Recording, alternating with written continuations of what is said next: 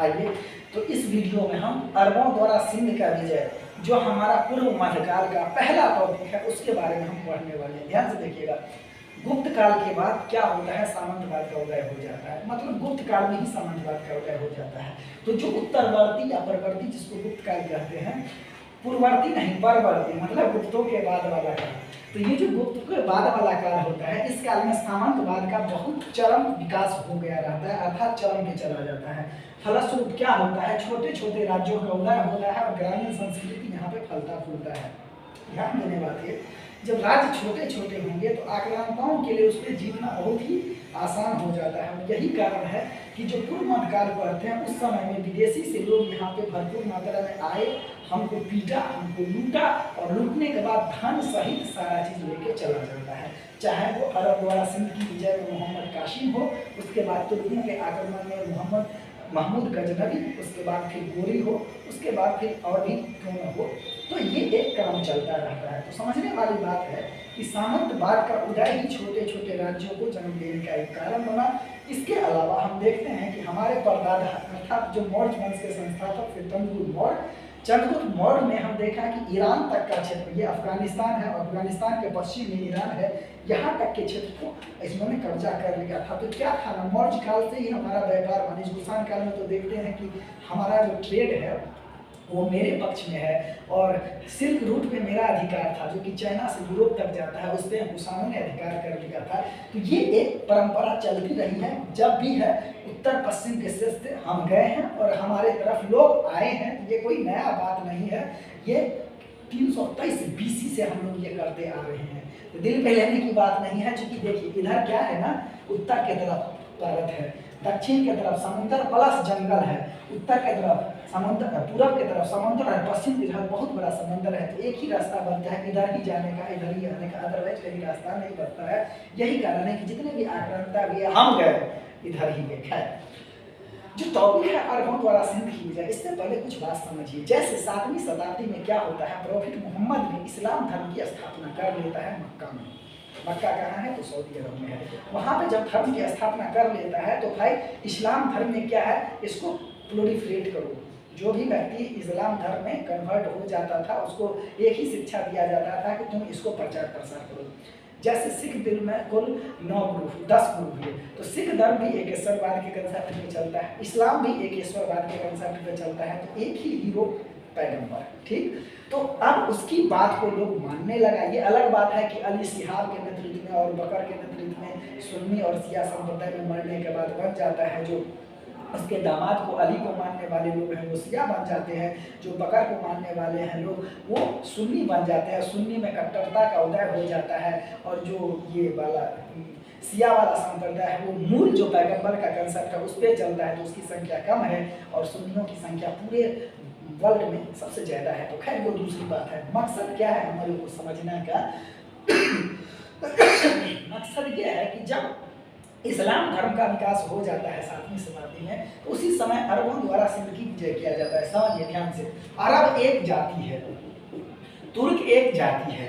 तुर्क जाति कहाँ पे निवास करती है, तो चीन के पश्चिमोत्तर प्रांत में ये जाति निवास करती थी, तुर्क जाति। बाद में क्या होता है, इस्लाम धर्म के प्रभाव में आने के बाद ये तुर्क लोग जो हैं इस्लाम में कन्वर्टेड हो जाते हैं, अरब लोग इस्लाम में कन्वर्टेड हो जाते हैं। तो यही अरबों का आगमन सिंध पे होता है। इसके पीछे 2 कारण होते हैं। कारण नंबर वाला कि धन की लूट करना, जिससे कि अपने साम्राज्य को अस्थायित्व प्रदान करे। दूसरा, इस्लाम धर्म का प्रचार प्रसार करना, जिससे उसकी जो एक मानसिक ये है ना शक्ति, वो बना रहे कि हमारा धर्म में इतना लोग आगे जुड़ गया है।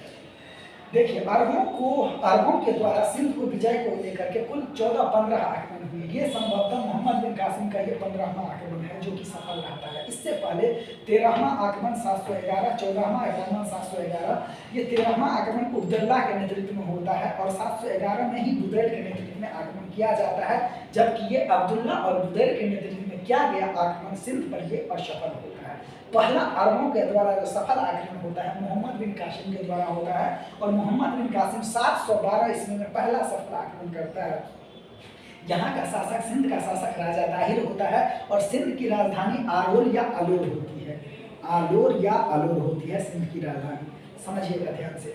ये जो सिंध है भारत के पश्चिमोत्तर क्षेत्र में है, उत्तर पश्चिम के इलाका में हमारा सिंध है, मुल्तान है, ये सब इलाका वहीं पे पाया जाता है। उधर से ही चूंकि अरबों का राज्य है और वहीं से ये हम पे भारत पे आक्रमण करने का प्रयास करता है।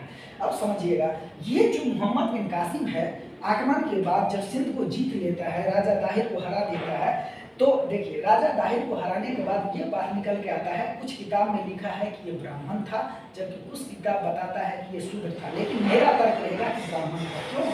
जैसे तबकात ए नासरी में इस बात का जिक्र किया गया है, वहाँ का ब्राह्मण शासक था और वो शासक बहुत ही परोपकारी था और मुसलमानों को बसाने के लिए जगह दे दिया, लेकिन यही मुसलमान बाद में जाकर के इसको लूट लेते हैं। कश्मीर फिल्म में देख सकते हैं और बहुत सारा डॉक्यूमेंट्री अब तो खैर बनने लगा है।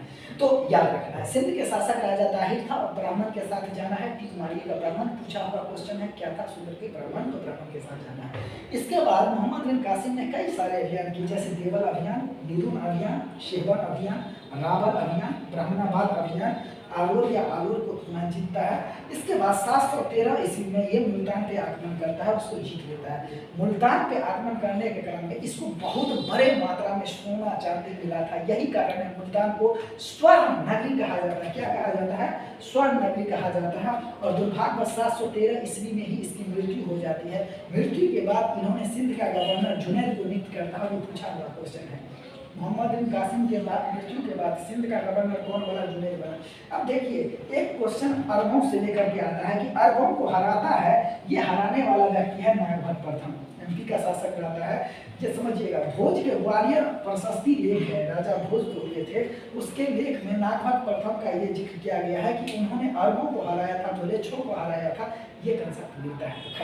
तो इस प्रकार से अरबों का जो सिंध पे विजय है वो सफल होता है 712 ईस्वी में। करता कौन है? मोहम्मद बिन कासिम करता है। उसके बाद तुर्कों का आक्रमण होता है, हम बाद में देखेंगे। तुर्क में हम देखेंगे कि महमूद गजनवी, इसके बाद फिर गोरी आता है और किस प्रकार से एक स्थायी साम्राज्य की स्थापना। गोरी के जो गुमास्ते होते हैं जिसका नाम होता है ऐबक, ये दिल्ली सल्तनत या गुलाम वंश का जो पहला शासक होता है, ये यहाँ उभर के आता है। तो नेक्स्ट वीडियो में सिलसिलेवार ढंग से पर डे वीडियो मिलता रहेगा। मिलते हैं नेक्स्ट टॉपिक में। आज के लिए इतना ही, धन्यवाद।